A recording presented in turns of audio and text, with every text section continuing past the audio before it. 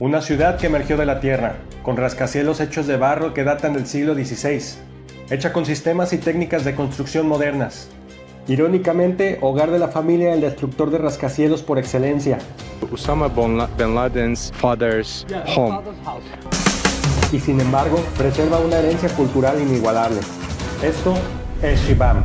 This is what we call Manhattan of the Desert.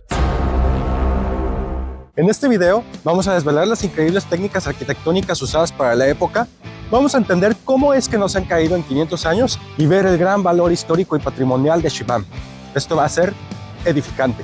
Nos trasladamos a Yemen, al valle de Hadramaut en el sur del desierto árabe. En 1930, la exploradora inglesa Freya Stark cruzaba el desierto rumbo a Shibam cuando a lo lejos veía una ciudad que no parecía pertenecer ni a su época ni a la región. Una ciudad llena de imponentes edificios altos. Al llegar, Stark se encontró con construcciones de hasta 30 metros de altura, todas hechas completamente de adobe. Impresionada por estos rascacielos de barro, no dudó en llamarlos la Manhattan del desierto. Shibam se fundó alrededor del siglo III, pero el diseño impresionante que vemos hoy comenzó a tomar forma hacia 1533 como respuesta a los constantes ataques y saqueos de los nómadas beduinos, así como a la devastación causada por una gran inundación en la ciudad anterior. Los habitantes, con una solución ingeniosa, construyeron una ciudad amurallada con casas torre de hasta 11 pisos. Esta estrategia no solo les permitió defenderse, sino también resistir largos periodos de asedio y protegerse de las inundaciones. En 1982 fue declarada Patrimonio Mundial de la Humanidad por la UNESCO, y a través de los años, Shibam ha cautivado a académicos, expedicionarios, arqueólogos, turistas y a todo aquel que conoce su historia. La ciudad ha atraído tanto interés que incluso ha llegado hasta el mundo de los videojuegos. Aficionados de Minecraft han creado modelos detallados en sus mundos virtuales como estos, sin mencionar que una de sus fotografías fue utilizada como imagen del horizonte en el icónico Super Mario 64. Al ingresar al mundo seco mojado, los jugadores podían ver una inusual imagen de fondo tras los muros límite, visible desde lo alto o al recorrer un puente que saca del mundo en ciertas versiones. Algunos fans intrigados decidieron investigar el origen de esta imagen y tras un análisis minucioso confirmaron con evidencia bastante razonable que se trataba de una representación de Shibam. Is actually taken from an image of the skyline of Shibam, a town in Yemen. Ya en el siglo XVI, la idea de construir torres para distintos fines se había extendido por la región, pero nunca con el propósito de ser casas y tan altas como las de Shibam, lo que hace preguntarse cómo lograron construirlas. Claro, no es lo mismo hacer una torre para un palacio o un minarete para una mezquita que una casa habitacional. Así que lo primero que debes hacer es averiguar con qué material lo vas a hacer. La ciudad estaba emplazada sobre un estrato rocoso tan duro que no era posible explotarlo manualmente, por lo que esa opción quedó descartada.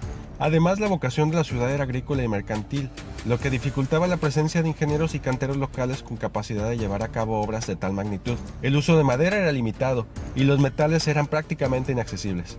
Sin embargo, el valle les ofrecía un recurso discreto pero abundante con el que los habitantes ya estaban muy familiarizados: el barro. Durante siglos lo habían utilizado para hacer adobes y construir sus viviendas comunes. Esa experiencia les permitía aplicar el material en estructuras mucho más complejas y el barro les garantizaba un suministro constante de materia prima. Además, gracias a su dominio del riego agrícola, también disponían de suficiente agua, lo que facilitaba la fabricación de adobe. Y aunque la madera era escasa, las plantas autóctonas como las palmas y palmeras se usaban para reforzar la mezcla, así como para fabricar vigas y columnas que daban soporte a las estructuras. Todos estos recursos solucionan una pregunta clara: ¿con qué? Pero dejan otra con una respuesta que no es tan clara: ¿para qué? Es decir, si su principal problema eran los ataques beduinos y las inundaciones, ¿por qué no simplemente amurallaron la ciudad y pusieron torres en las entradas con vigías para que avisaran del problema? Algunos expertos sugieren que la respuesta podría estar relacionada con una fascinación colectiva por las imponentes torres de las mezquitas y palacios. Tal vez los habitantes de Shibam deseaban emular este símbolo de poder y prestigio, reflejando un fuerte sentido de pertenencia a su cultura y una aspiración a la grandeza. Si esto fuera cierto, estaríamos ante una sociedad competitiva en la que los individuos gozaban de una libertad para expresarse y destacarse, algo similar a lo que hoy asociamos con el capitalismo moderno. Independientemente de si el diseño de estas torres fue producto de influencias culturales, necesidades familiares específicas o de una experiencia empírica que terminó por dar lugar a estos mini rascacielos de barro, lo cierto es que los avances arquitectónicos de Shibam son sorprendentes para la época. Sus diseños no solo eran innovadores, sino que también eran extraordinariamente eficientes. La distribución de los niveles en las torres seguía una lógica muy clara de 4 bloques. La planta baja y el primer nivel estaban destinadas al resguardo de animales, bodegas de víveres y mercancías. Los niveles intermedios separaban a los hombres de las mujeres con espacios dedicados a servicios, estancias familiares y de oración. Dependiendo de la familia, podía haber más de una planta para cada género. En los pisos superiores se encontraban las áreas destinadas a recibir visitas importantes, y en los últimos niveles y azoteas, miradores, espacios de ventilación y áreas para secados de alimentos. Así, los habitantes de Shibam lograban resolver múltiples necesidades en un solo proyecto de uso mixto que abarcaba funciones comerciales, habitacionales, recreativas y religiosas. Tal vez su enfoque arquitectónico pueda compararse en términos de complejidad constructiva con las famosas ínsulas romanas. Para ponerlo en perspectiva, en la actualidad realizamos detallados análisis para diseñar edificios multiprograma basados en estudios urbanísticos, algo que ya se alcanzaba en Shibam siglos antes.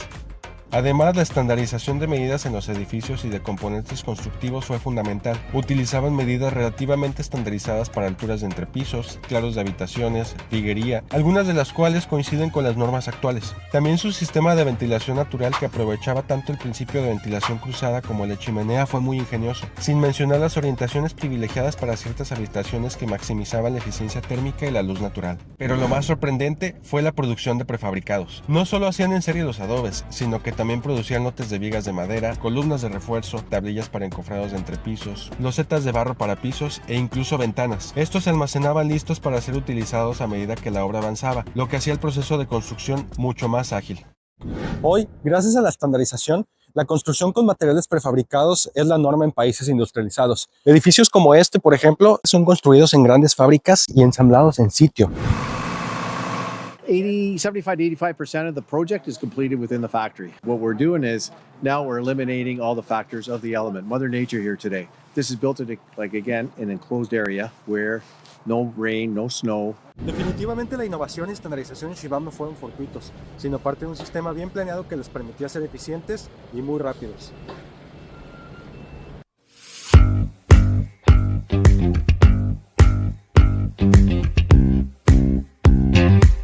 Ahora vayamos a analizar una de sus casas para ver cómo incorporaba todas estas innovaciones en términos de diseño y estructura. Comenzaremos por el exterior. Lo primero que llama la atención es su forma trapezoidal. No se trata de un capricho estético, sino de una necesidad estructural. Al estar construida en adobe, un material frágil comparado con el concreto o el ladrillo, era crucial contar con una base ancha que se fuera adelgazando a lo alto. De esta forma lograban repartir mejor las cargas y aligerar el peso total de la construcción. En realidad es un poco más complejo, pero por ahora quedémonos con eso y más adelante lo retomaremos. Luego analizamos las plantas. En la planta conjunto vemos que el edificio se organiza en dos mitades perpendiculares formando 4 cuadrantes. En el centro, las escaleras y pasillos se articulan en la circulación y al fondo se concentra el volumen principal del edificio alejado de la calle. Este diseño es brillante. Alejar la masa principal de la calle le da privacidad y protección, funcionando como una especie de zona de amortiguamiento urbano. Por otro lado, al concentrar las circulaciones en el centro, se aseguraba que todas las habitaciones quedaran en el perímetro. La ventaja, acceso a luz natural y ventilación, algo que no era común en otras regiones del mundo en esa época. Hoy en día, en proyectos de vivienda vertical aplicamos estrategias muy parecidas a las de Shibam. Separar los edificios de la vía pública es parte de la normativa urbana en casi todo el mundo. Por otro lado, optimizar las circulaciones, ventilar naturalmente y aprovechar la luz solar directa sigue siendo clave para lograr el confort térmico con bajo consumo energético. Y luego está el puente entre casas. Una locura fascinante. Imagina que tu sala esté conectada en el cuarto piso de la casa de tu vecino. ¿Suena extraño? Tiene todo el sentido. Cuando los nómadas beduinos acechaban por días, necesitaban moverse sin salir al exterior. Afortunadamente ya hemos solucionado el problema de seguridad, así que puentes como este ya se utilizan para conectar edificios que tienen mucha circulación y están divididos por calles, o en lugares donde las condiciones climáticas lo ameritan, porque no es conveniente salir a la calle con temperaturas de 30 bajo cero, digamos. ¿Quién sabe? Tal vez algún día las ciudades tendrán estos puentes como parte del paisaje cotidiano, como algunos visionarios del siglo XIX imaginaron en plena fiebre de la ciencia ficción. Otro elemento adelantado a su tiempo, las terrazas. En muchas regiones del mundo los techos se inclinaban para drenar la lluvia, pero aquí las cubiertas eran planas y funcionales. Usaban un acabado pulido casi como cerámica, lo que les permitía resolver el tema del agua. Hoy las azoteas se revalorizan como espacios de confort. Con la urbanización extensiva y el cambio climático, las terrazas verdes y habitables son una estrategia que puede llegar a ser clave en el diseño. Por último, y seguramente sin proponérselo, incorporaron principios que hoy consideramos diseño sustentable. El adobe, por ejemplo, tiene un impacto ambiental bajísimo y un comportamiento térmico excelente. También sus ventanas dobles para controlar la luz y el aire agregaban un plus a la ventilación cruzada. Tenían hasta sistemas de drenaje tipo fosa séptica, más avanzados que los de la Europa medieval. Todo esto siglos antes de que alguien hablara de arquitectura bioclimática. Pensar que hace medio milenio ya resolvían estos desafíos es como encontrar hoy en día una ciudad que sin saberlo ya construye solucionando problemas que nos vamos a enfrentar en Marte y en la Luna dentro de 500 años. Y hablando de medio milenio, tal vez ahora te preguntes cómo es que siguen de pie. Para comprenderlo mejor tenemos que analizar los principios estructurales en los que se basaron, y para eso hay que empezar por sus materiales. Como ya sabemos, todos sus muros están hechos de adobe sin refuerzo, mientras que los entrepisos se conformaban con vigas de madera reforzadas y varas cruzadas que actuaban como encofrado, sobre las cuales se colocaba una capa de adobe. Los demás refuerzos como columnas y dinteles también eran tallados en troncos. Una vez que sabemos de qué están hechos, necesitamos calcular cuánto pesa el edificio y cómo esto se relaciona con las capacidades mecánicas del adobe, que es su componente principal. Empezaremos por analizar cuánto peso soporta el material antes de facturarse. Dado que el adobe se fabrica artesanalmente, no hay una homologación exacta de sus propiedades. Sin embargo, podemos basarnos en estudios realizados en otros países como México y Perú. En estos estudios, que fueron hechos sobre muestras físicas de 20 por 40 por 10 centímetros, se ha determinado que el adobe tiene una resistencia promedio a la compresión de unos 20 kilogramos sobre centímetro cuadrado, y su peso volumétrico ronda los 1700 kilogramos sobre metro cúbico. Para entenderlo mejor, esto implica que un pequeño cubo de adobe de 1 centímetro por lado y 10 centímetros de alto debería ser capaz de soportar cerca de 20 kilogramos antes de romperse.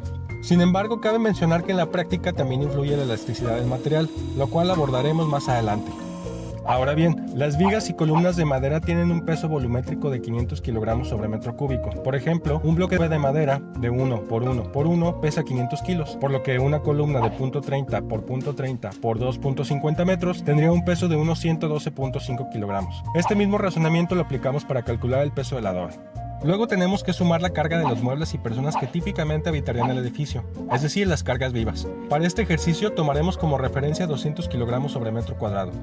Y para simplificar las cosas, por ahora dejaremos a un lado las cargas por fenómenos naturales y accidentales. Con esto calculamos el volumen y peso total del adobe y la madera y lo sumamos a las cargas vivas, lo que nos da un estimado total de 726.40 toneladas.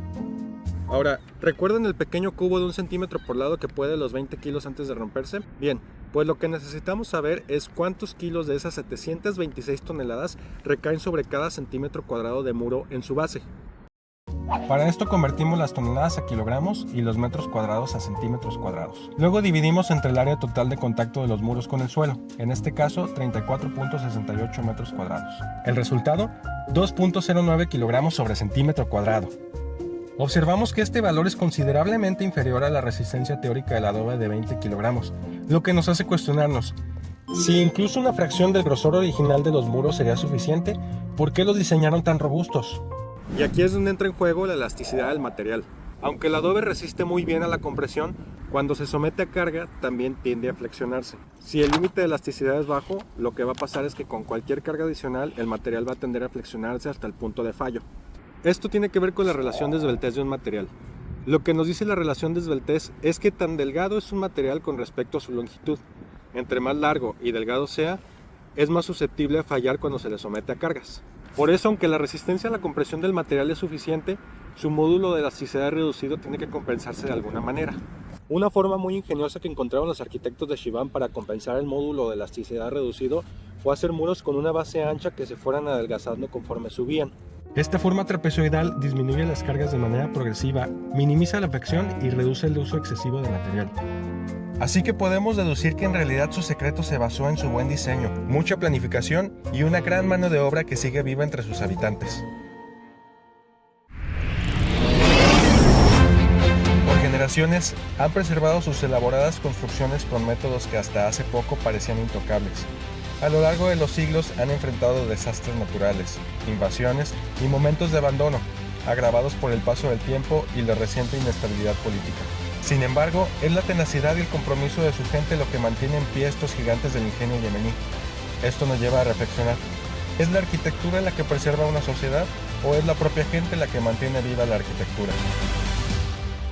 ¿Qué tal? Gracias por llegar hasta acá. Soy Pablo del Arquiverso. En este canal vamos a explorar cómo el universo de la arquitectura impacta cosas de tu vida que ni te imaginas. Si te gustó este video y quieres ver más, lo mejor que puedes hacer para apoyarme es darle me gusta y compartirlo. También puedes dejarme tu opinión abajo en la caja de comentarios. Y si tienes alguna idea de algún video que te interesaría que desarrolle, házmelo saber y con gusto haré lo posible para lograrlo. Gracias y nos vemos en la próxima.